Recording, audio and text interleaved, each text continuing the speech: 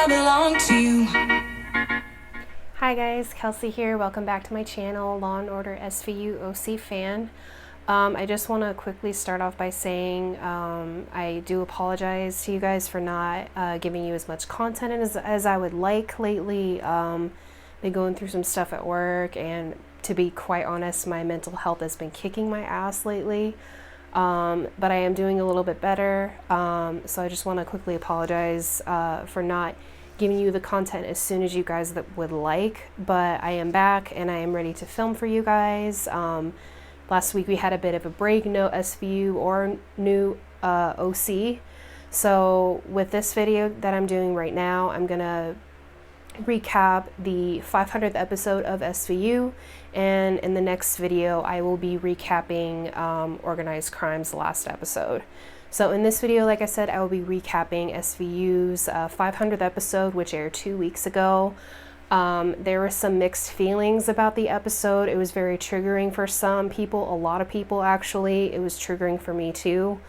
I didn't actually watch live. I did end up watching the next day, so I could kind of fully concentrate and pay attention to what was going on in the episode. So quickly, the episode, I'm just going to give a recap, and then later I'm going to give my thoughts on the episode. So the recap, we find Nick Amaro coming back, which was quite a surprise because I didn't think we would ever see Nick Amaro again. I didn't really like him as partners with Olivia at first. You know, he was kind of compared to Stabler a lot when he was partners with Olivia while he was on the squad, and I didn't think, you know, he really wasn't Stabler per se, but I think, you know, they were trying to make him out to be the next Elliot Stabler, which he wasn't. Nobody can ever compare to Elliot Stabler in my opinion, but his anger issues were far more worse than Stabler's was. That I didn't like. He seemed to get quite more angry in the, 2 seasons before he left. But I did like the fact that he was back in this episode. We do find out that he went to grad school. He's no longer part of the NYPD because he retired.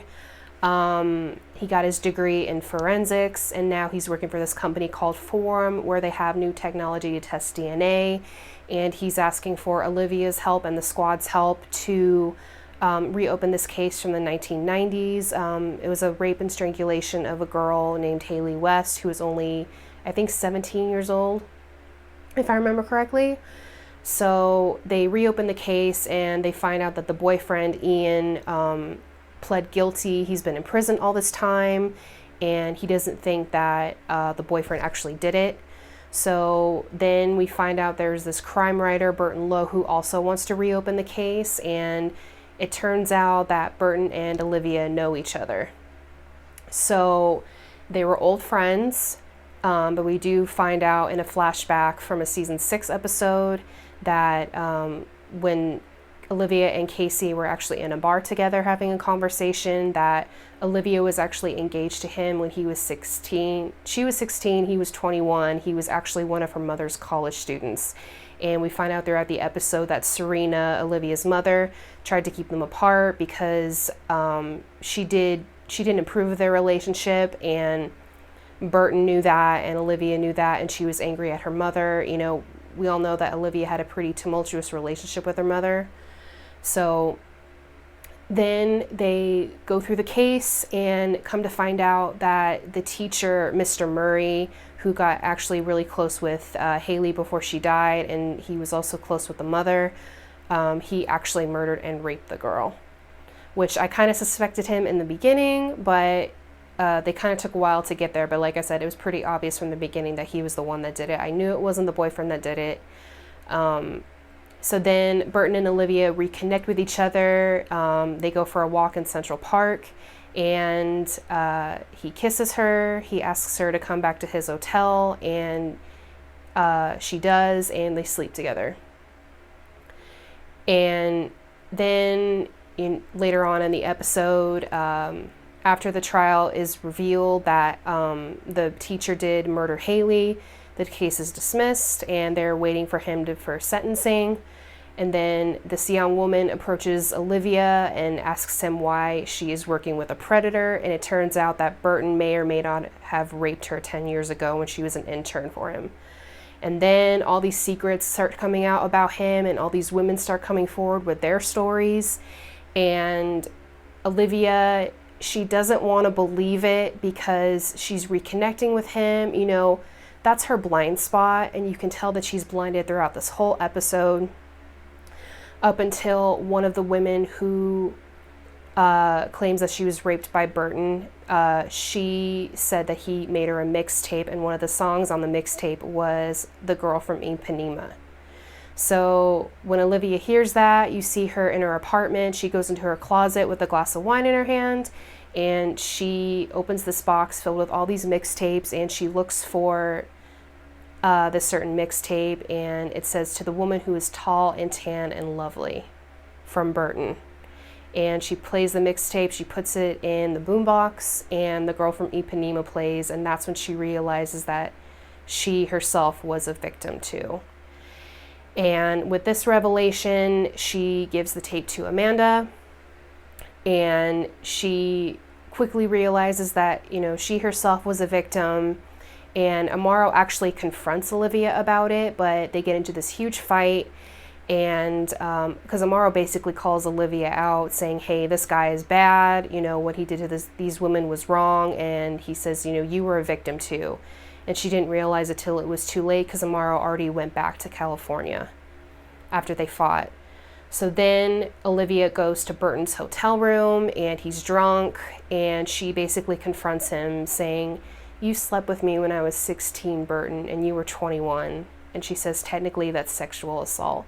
Now, I have to say, Mariska's performance in this particular scene just broke my heart, because you can just tell that Olivia, you know, now she's coming forward with her truth. She's quickly realizing that she herself was a victim all this time, a victim of Burton's. You know, he groomed her, he did whatever he could to get her away from her mother. And Olivia wanted to get away from her mother too, but it turns out that Serena was actually protecting her the whole time. And we do get a mention of a letter that Olivia's mother made her write to Burton, you know, breaking off their engagement. So Burton basically, you know, he's just being an ass, he's being drunk, saying, oh, so you're a victim too? Oh, I'm not going to apologize for what I did. You know, he basically says, you know, I did nothing wrong. And then Olivia says goodbye to him, leaves his hotel room, shuts the door, and he throws his glass at the door. And then we end up getting a flashback at the end from the first episode of SVU with Serena, you know, Olivia basically saying to her mother, you know, I hate him for what he did to you, because Olivia is a product of a rape, and, you know, Olivia, you know, Serena was raped, Olivia was a product of that rape. And she says, I hate him too, but if it weren't for him, you would not be here. So then that flashback ends, and then we see Olivia on the bridge in the park with the mixtape in her hand, and she throws it into the water, and that's how the 500th episode of SVU ends. So my thoughts on it, you know, we did get our spoilers, you know, people screaming, and, you know, oh, Olivia's going to be kissing a guy, that's not Elliot. You know, she's going to sleep with him, and a lot of people were upset about it. I was too, but then you watch the episode and you quickly realize that, yes, Olivia Benson is a captain of SVU. She's been, you know, a detective, you know, for a long time, and then she was sergeant, then lieutenant, and now she's captain. She's allowed to make mistakes. She is allowed to be human. Did I like that she kissed him? No. Did I like that she slept with him? No, I absolutely did not. But like I said, you know, she is human. She is allowed to make mistakes. You know, she was confronting her own truth in that episode, and that's what I really liked about it. Do I think this idea should have been a part of the 500th episode? No, I don't think so. I think it should have been celebrating Olivia Benson and all that she's done in SVU and throughout her life. I do think Stabler should have played a part in the episode. We only get to see him in a flashback where they do have the soulmates talk, and that's the flashback before we see Olivia in bed with Burton in the hotel room. And I find that kind of ironic. They were talking about soulmates, and people were saying, oh, does Olivia think Elliot's her soulmate? I want to say yes, but I don't think that's true. I unfortunately think that Olivia thought Burton was her soulmate. And she does say that she was really young and he was older than her at the time, so it does match up. Again, Mariska Hargitay's performance in this episode was just absolutely amazing, incredible, Emmy-worthy. She just astounds me every single time she does a scene like that, which is so powerful, and her emotions are just so raw. And you can tell the emotions were raw from her too, especially with Olivia finally realizing that she herself is a victim. She is confronting her own truth, about her and about Burton, that he was just grooming her the whole time. It wasn't love, it was just infatuation. So I do think, I did love the storyline. I loved, do I think it should have been a part of the 500th episode? No, I didn't. I think it should have been in another episode other than the 500th, but it is what it is. Hopefully now that Olivia's had this realization about what happened between her and Burton, and then now I think she's found a whole new respect for her mother. Her mother's passed away for many years, but I do think she loves her mother and respects her mother even more than she did before, because I think Olivia, she had a tumultuous relationship with her mother. Her mother was an alcoholic, and, she didn't have a great childhood. She thought her mother didn't love her.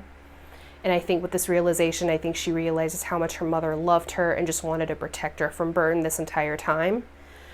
And I'm hoping that Olivia goes back to therapy, talks to Dr. Lindstrom about this revelation. I do hope that, also with this realization, that she realizes that she is worthy and capable of love from a good man, and Elliot Stabler is that man. So I do hope with this realization that she confronts her feelings about Elliot, how true her feelings are for Elliot, and how much she loves him. She is in love with him. And I do think they're soulmates. I do think her and Elliot are soulmates. They do belong together, and I really hope that they push them together. We're probably going to get that on OC, but I don't know. The writers may have some surprises in store. I know Warren sent out a tweet that he went to dinner last night with Mariska and Chris and Eileen and Julie and other people from Wolf Entertainment, asking about, what we want for EO being Endgame, where do we want them to go? It's like, it's pretty obvious, you idiot, where we want them to go. We want them to end up together. We want them to be happy together. So I think he was kind of playing us, but I do think the writers have some idea where they want Elliot and Olivia to go. Otherwise, why would Kathy die? Why would they bring his wife just to kill her off if they weren't going to be Endgame? So those are my thoughts on the 500th episode and my recap. Comment below, let me know if you guys watched the 500th episode of SVU and what you thought of it. Did you like the episode? Where do you think Olivia's going to go from here in terms of her relationship with Elliot, her relationships in general? Yeah, like I said, guys, comment below, let me know. Thank you so much for subscribing to my channel. If you like more content like this, follow me on Twitter at Kelsey SVUOC. SVUOC is in all caps, no spaces. Thank you guys so much for watching, and I will see you guys in the next video for the recap and review of Organized Crime. Bye, guys.